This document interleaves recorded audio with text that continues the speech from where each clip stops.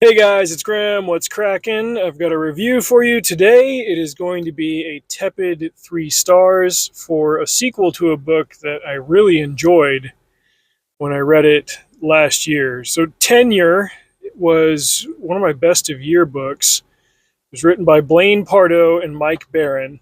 The basic premise is the Punisher goes after the woke, and it's based on a lot of like actual kind of ripped from the headlines news stories, but they're amalgamated together. And Pardo and Barron are qualified, especially to write a story like this, from an emotional standpoint, because they've both experienced professional cancellation and they've had the woke mobs come after them. I think I said in my review, I didn't go back and like watch it before I reviewed this one, but in my review of Tenure, I was like, this book could have very easily been ham-fisted, but it handled the subject well, and I was also impressed that it was a collaboration, but it wasn't overly long or overly winded. I feel like, as much as I don't want to say this, I feel like this book is kind of a textbook case of a sophomore slump. There's a direction for them to take now with this character. He was a professor at a university in Oregon. He got targeted by the cancel mob because he quote unquote misgendered a student in class and like refused to apologize because he didn't have to, and these people never just want an apology anyway. Like, if you're in their sights, they'll keep taking until there's nothing left. Like, your life is over at that point.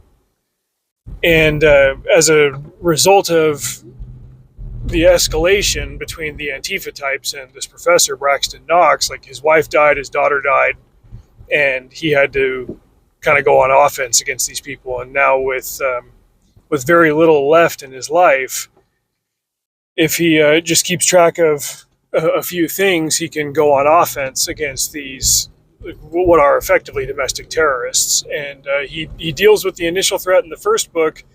Now, in the second book, we get to see an example of what future volumes are going to look like. He'll handle things on a case-by-case basis. In this case, there is a guy who he made candies. He would make custom candies at a home business in Indianapolis. And he got targeted by these nut jobs because they wanted him to make kind of vulgar candies of genitalia. And he said no. And they summoned the lynch mob on him, and it destroyed his business. It destroyed his marriage.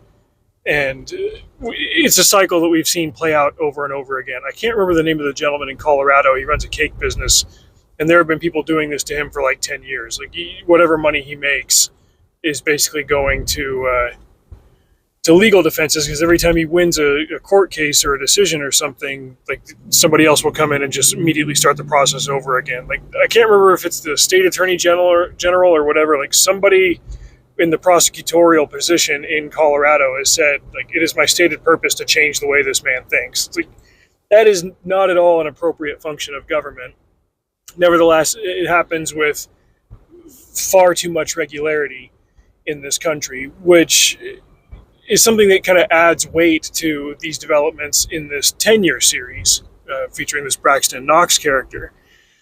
But therein lies one of the kind of the built-in problems of this series. As I was reading the second book, I was like, I'm not enjoying this as much as I was enjoying the first one. You've got to be aware of the external things, basically the real world anecdotes that the goings on in this story are based on, to give them more weight. If you were kind of blind to those things, it would feel like a try-hard right-wing propaganda novel. About 15 years back, when I worked in a bookstore, it was a Christian bookstore, and Glenn Beck had a novel come out. I'm sure it was a ghost-written novel. It was called The Overton Window, and this was back at the height of my mid-20s online political activism interest in stopping the communist machine or whatever. I was like, okay, Glenn Beck wrote a novel. I'll try this one out. I read it, and it was basically unreadable trash. I was like, wow, this sucks. Like, I'm not gonna gas it up just because it's right wing. It's like, that doesn't make it good. Like, it completely fails the test of like whether this is good art. And since then, like that's kind of established the floor on like whether I think a book or a production or whatever is good. It's like, well, how does it rate compared to the Overton window? This one was not as bad as the Overton window by any stretch, but there were far too many instances of me listening to, because I did the audiobook, listening to like a piece of the prose of the narrative or whatever, and thinking like this is just this is ham-fisted. There were scenes written from the antagonist perspective. One of these cancel pigs. I do think Mike Barron was the one that um, coined that phrase. And this is the way that a fifth grader would write in his journal about his enemies, right? Like, Johnny picks his nose. He's dumb because he's dumb. It was almost like that. The villain in this story is a guy named Percy. He's a 39-year-old fat socialist incel who spends most of his time online, lives with his mom. He was the one leading the charge against this candy maker. And when Braxton comes to Indianapolis, he also brings with him Faye Walden, who's an independent journalist. She covered his story in the first book. She jumps the gun and informs Percy, like, hey, we know about your online activities. We know that you led the mob against this guy and destroyed him. Percy ends up losing his job because his employer finds out that he was doing all these posts and stuff while he was on the clock. And Percy has a conniption fit, so he calls his uncle, who's a veteran, and the veteran uncle goes and finds this independent journalist lady, Faye, and beats her up, and that pisses off Braxton. And so then it's just a tit-for-tat escalation between these guys, until obviously the good guy comes out on top. This dynamic here was the best part of the story. Like, this is the kind of stuff, the meat and potatoes of it, that I want the story to focus on. But you'd get these verbose asides where the good guys will sit there and like, hey, let me watch Fox News and catch up on how much this woke stuff sucks and how bad these people are. And then you'd get the chapters written from the villain's perspective, and he's like, oh, I'm going to go watch The Rings of Power on Netflix because orc lives matter. This is failing the test of good art. There is something here, but it's got a lot less heart in it than the first book had. And I'd really hate to see it go kind of this formulaic route forward. It's like, let's go to a new city, let's solve a new case that's ripped from the headlines, and we'll have a couple of boomer-style diatribes about how bad it is to be woke and what these people do. Like, with how serious an actual threat this whole like online mob thing is, and hey, look at what they did to Ed Piskor, look at what they did to Save a Fox on YouTube. Like, it is a real problem, and representing it in fiction can be of value, but you've got to handle the art stuff first. Like, message fiction sucks no matter who's writing it. And I really was looking forward to this book and wanted to enjoy it far more than I did. The cat and mouse games between Braxton and Murray is the veteran villain uncle guy. Like, that stuff was cool.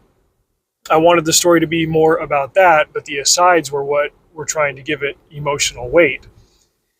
As I was reading this book, and as I was getting frustrated with it, there was one particular scene that popped up that like unlocked a memory I'd completely forgotten of this book that I'd read about a year and a half ago, that I was like, that's what this thing that's pissing me off about this book is the same thing that pissed me off about that book. The book that I'm going to compare it to is called Winter Counts by David Whedon. He's got two middle names that are Lakota Sioux, I believe, and I can't remember them off the top of my head. I know he's a member of, I believe it is the Lakota Nation. The premise of the book sounded really cool. It was kind of a procedural. The main character is a guy named Virgil, and he's a bit of an enforcer on the reservation in South Dakota. And when carteleros start smuggling heroin onto the res, and Virgil's teenage nephew gets caught up with a heroin charge, like, Virgil's got to get to the bottom of it. Like, all of that was cool, and the insights into what life on the res is really like was of value. Like, I've read a couple of nonfiction books about that. Like, I've got interest in not just Native American lore, but also their role in history as it relates to the larger American narrative of history. I've included several Native American characters in my own fiction at this point. Geez, you got Hugo and Sheriff Porter, Kay in Sleepless Hollow. Um, there's been a couple of others off the top of my head. I'm blanking, but you get to the point. Like I'm interested in this, and learning more about it is great. But there were too many moments where it really felt like the author's own biases and anger and issues were coming through the character, which kind of masked off, made you realize like, oh, this is just the author like writing himself into the story, which, for passion's sake, you want some of yourself to come in through your work, but there can be too much of it, and it can be detrimental to the impact of what you're trying to establish here. In this case, with this Winter Counts book, there was just like, this dude really hates white people. Like there was no two ways about it.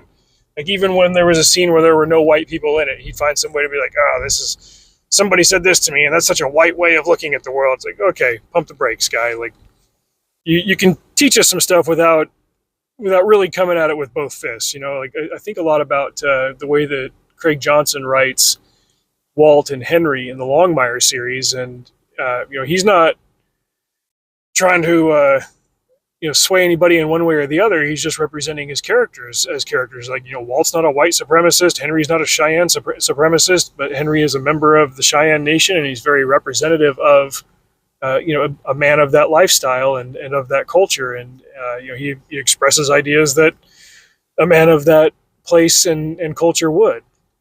I was kind of hoping for a similar treatment from David Whedon, but the book became almost too argumentative with the reader at one point. But the scene in particular in Tenure 2 that reminded me of Winter Counts was, pardon me, oddly enough, both scenes were about a character checking into a motel, and the N-word happened. I was like, this is odd, but the synchronicity of it reminded me of it. In Tenure 2, the villain Percy is checking into a motel, and he's mad at there's some Arabic guy who's kind of ignoring him behind the counter, and like he's watching adult films, and Percy says sand digger, we'll say, which stood out to me because I was like, well, if this dude's like a woke online warrior, that would be super anathema to him. I mean, like, thinking that word at all would be an absolute poison pill. Like that was glitch number one. But it reminded me of Daniel Whedon writing that into his book, where his character Virgil was checking out a motel, and it was run by a white guy in South Dakota, and the South Dakota white guy called Virgil a prairie digger. And I couldn't help but think that both of these authors just maybe kind of wanted an excuse to say the N-word in their books, but it landed the same way from two different directions. It was a hammer to the ears for one thing, but it was kind of hackneyed and ham-fisted too. Both of these books were propaganda books. One was right-wing, one was left-wing. One was about ideology, the other one was about race and history. There were a couple of things that I learned, not just about Lakota culture and some historical stuff from David Whedon's book. And there's other valuable things that I learned from Tenure and Tenure 2. But when you're writing fiction that aligns with a political message and a political ideology, I mean, like, by all means do it. But the art has to come first. And the message has to be like maybe a little bit of a seasoning. But if you're ever ripping the curtain back and saying, hey, go woke, go broke, or Black Lives Matter, or like whatever your slogan is, you're doing it wrong. You're damaging the process, and you're polarizing your audience. When I looked at Goodreads for other reviews of Winter Counts after I finished reading it, like, so much of the glowing praise was for liberal white women who love collecting, trinkets of minority creators, so then they can gather around at their brunch meetings with their other liberal white ladies and order their $30 salads and say, like, oh, I'm not racist because I read a book by an Indian guy this week. Like, if that's the main thrust of your book and that's the audience that you're trying to reach, great, but can we not be artists first? And if that goes for the Lakota man writing Lakota grievance fiction with a lefty bent, and the two guys on the right who got canceled writing cancel fiction with a righty bent, like it comes to the same thing.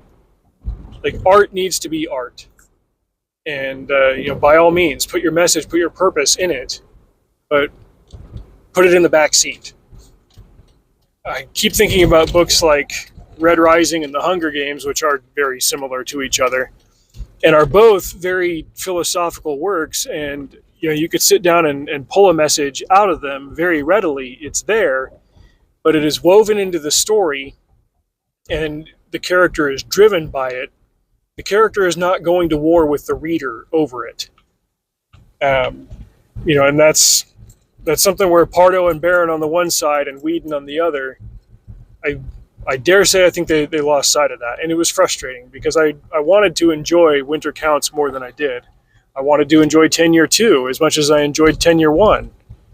And I've read a couple of other things by Mike Barron. I've read most of the Land and Sea books that Blaine Pardoe has put out. Those have been very entertaining. I've got to do summary videos on those. It's on the list. I got so much going on right now. So that's my summary of it. Like the plot of Tenure 2 was good and the action scenes were great, but I think they kind of lost focus too much and had too many of these kind of narrative dumps about how cool it is to be on the right and how like fat and incel losery you are if you're on the left. It's a little bit exhausting. Let us all be artists first. Anyway, that's my summary there. I'm going to put links to both of these books down in the description, affiliate links if you wanted to check them out. Chances are your audio or your library will have the audiobooks of them if that is your jam. But yeah, that's my 2 cents. Drive safe. See you out there.